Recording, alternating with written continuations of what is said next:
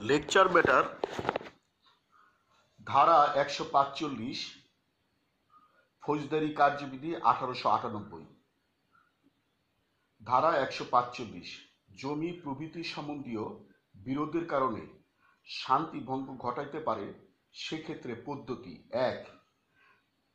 যে ক্ষেত্রে কোনো জেলা ম্যাজিস্ট্রেট বা সরকার কর্তৃক এতদুদ্দেশ্যে ক্ষমতাবান যে কোনো নির্বাহী ম্যাজিস্ট্রেট পুলিশ প্রতিবেদন বা অন্য কোনো সংবাদ পাইয়া এই মর্মে সন্তুষ্ট হন যে তাহার স্থানীয় অধিক্ষেত্রের মধ্যে জমি বা জলাশয় বা উহার সীমানা সম্পর্কে এমন একটি বিবাদ রহিয়াছে যাহা শান্তি ভঙ্গ ঘটাইতে পারে, সেক্ষেত্রে তিনি তাহার এইরূপ সন্তুষ্ট হওয়ার কারণ উল্লেখপূর্বক তাহার দ্বারা নির্ধারিত সময়ের মধ্যে সংশ্লিষ্ট পক্ষসমূহকে ব্যক্তিগতভাবে বা অ্যাডভোকেটের দ্বারা তাহার আদালতে উপস্থিতির এবং বিরোধের বিষয়বস্তুতে প্রকৃত দখল সম্পর্কে তাহাদের স্ব স্ব দাবি সম্বন্ধে লিখিত বক্তব্য পেশ করিতে বলিয়া একটি লিখিত আদেশ দিবেন।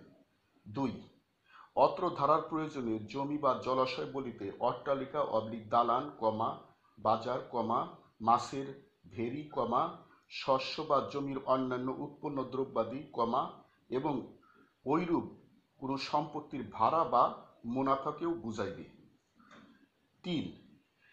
ওই আদেশের একটি নকল সমন জারির জন্য অত্র ভিত্তিতে যেইরূপ পদ্ধতি বিধৃত হইয়াছে সেই রূপে সেই ব্যক্তি বা ব্যক্তিদের উপর জারি করিতে হইবে এবং ওই আদেশের অন্তত একটি নকল বিবাদীর বস্তুর বা তার কাছাকাছির প্রকাশ্য স্থানে লটকাইয়া দিয়ে সর্বসাধারণে প্রকাশ করিতে হইবে। দখল সম্বন্ধে অনুসন্ধান: ৪.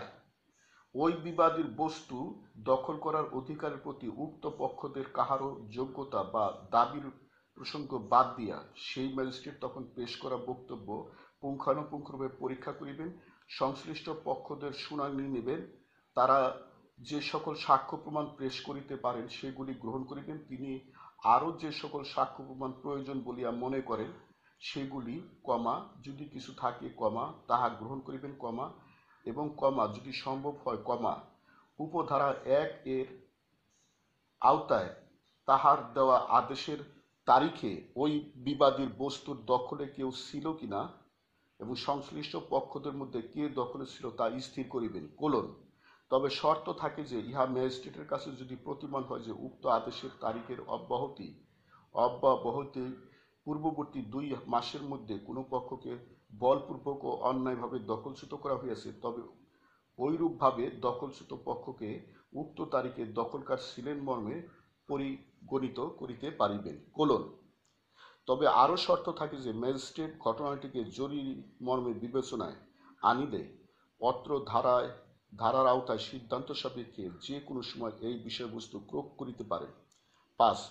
অত্র ধারায় যাহা কিছুই থাকুক না কেন, উক্তরূপে হাজির হওয়ার নির্দেশপ্রাপ্ত কোনো পক্ষ বা অন্য কোনো স্বার্থ সংশ্লিষ্ট ব্যক্তি প্রমাণ করিতে পারিবেন যে উক্তরূপ কোনো বিরোধের অস্তিত্ব নাই বা ছিল না, এবং এইরূপ ক্ষেত্রে ম্যাজিস্ট্রেট তাহার আদেশটি বাতিল করিবেন এবং সে বিষয়ে আরও সকল আইনি কার্যক্রম স্থগিত থাকিবে। কিন্তু এইরূপ বাতিলকরণ সাপেক্ষে, উপধারা ১ এর আওতায় ম্যাজিস্ট্রেটের দেওয়া আদেশটি চূড়ান্ত হইবে। আইনানুগভাবে উচ্ছেদ না হওয়া পর্যন্ত দখলকারের দখল অব্যাহত। আইনানুগভাবে উচ্ছেদ না হওয়া পর্যন্ত দখলকারের দখল অব্যাহত। ৬. ম্যাজিস্ট্রেট যদি সিদ্ধান্ত গ্রহণ করেন যে, পক্ষসমূহের মধ্যে এক পক্ষ বিরোধীয় বিষয়বস্তুতে দখলকার ছিলেন বা উপধারা ৪ এর প্রথম শর্তের আওতায় তাহাকে উক্ত বিষয়বস্তুর দখলকার মর্মে পরিগণিত করা উচিত, তাহা হলে তিনি একটি আদেশের মাধ্যমে সেই পক্ষকে আইনানুগভাবে যুক্তিযুক্তভাবে উচ্ছেদ না হওয়া পর্যন্ত উক্ত দখলের প্রতি সকল প্রকার প্রতিবন্ধকতা সৃষ্টির উপর নিষেধাজ্ঞা জারি করিবেন, এবং তিনি যে ক্ষেত্রে উপধারা ৪ এর প্রথম শর্তের আওতায় এগোবেন সেক্ষেত্রে তিনি জোরপূর্বক ও অন্যায়ভাবে বেদখল পক্ষকে দখল প্রত্যাপন করিতে পারেন। ৭. যখন এইরূপ কোনো আইনি প্রক্রিয়ায় সংশ্লিষ্ট কোনো পক্ষ মারা যায় তখন ম্যাজিস্ট্রেট মৃত পক্ষের আইনানুগ প্রতিনিধিকে ওই আইনি কার্যক্রমের একটি পক্ষ করিতে পারেন এবং তারপর অনুসন্ধানটি চালিয়ে যাইবেন, এবং যদি এইরূপ কোনো প্রশ্ন দেখা যায় যে উক্ত আইনি প্রক্রিয়ার প্রয়োজনের কারণে কোনো একটি মৃত পক্ষের আইনানুগ প্রতিনিধিকে তবে তবে উক্ত মৃত পক্ষের প্রতিনিধি হিসেবে দাবিকারী সকল ব্যক্তির সেই ক্ষেত্রে পক্ষ করা হইবে। ৮ যদি ম্যাজিস্ট্রেট এইরূপ অভিমত পোষণ করেন যে এই ধারার আওতায় কোনো একটি আইনি প্রক্রিয়াতে তাহার কাছে অনির্ণীত থাকা বিবাদীর বস্তু কোনো শস্য বা সম্পত্তির অপরাপর উৎপন্ন দ্রব্য দ্রুত ও স্বাভাবিক নিয়মে পচনযোগ্য, তবে উক্ত সম্পত্তির যথাযথ জিম্মা বা বিক্রির জন্য তিনি একটি আদেশ দিতে পারেন এবং সংশ্লিষ্ট অনুসন্ধান শেষ হওয়ার পর তিনি যেরূপ উপযুক্ত মনে করেন সেই রূপে উক্ত সম্পত্তির বিহিত ব্যবস্থার জন্য বা তার বিক্রয়লব্ধ টাকা পয়সার জন্য আদেশ দিবেন। ৯ ম্যাজিস্ট্রেট যদি উপযুক্ত মনে করেন তবে অত্র ধারার আওতায় আইনি প্রক্রিয়ার যে কোনো ধাপে যে কোনো পক্ষের আবেদনের উপরে যে কোনো সাক্ষীকে হাজির হইতে বা কোনো দলিল বা দ্রব্যাদি দাখিল করিতে নির্দেশ দিয়ে একটি সমন জারি করিতে পারেন। ১০ অত্র ধারার কোনো কিছুই ধারা ১০৭ আওতায় অগ্রসর হওয়ার ম্যাজিস্ট্রেটের ক্ষমতাকে খর্ব করিবে বলিয়া মনে করা যাইবে না। Case reference 37 DLR 29 Mahmudul Haque versus গোলাম মাওলা 6 BLD 1, 37 DLR 204 5 BLD 316. The learned session judge acted without jurisdiction in quashing the proceeding pending before the sub-divisional magistrate in exercise of his power under section 435 and 439 capital A CRPC. 53 DLR 64. As the order of the civil court is bound to obey the same even though he was not a party to that when it affects the result of earlier order.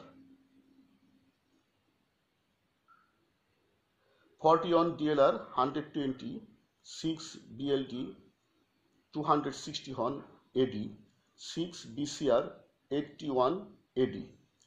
Section 145 indicates that there should be a continuing danger of a break of peace, and use of the word exist in the present tense in subsection 5 connotes that the dispute must continue to exist even at the time when the objection is raised.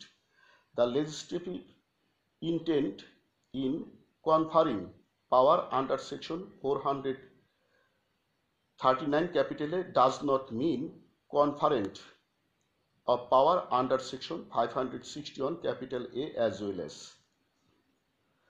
56 DLR 59 AD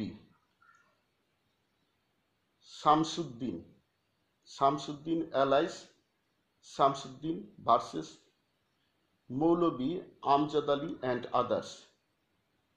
Reference 9 MLR 32 AD.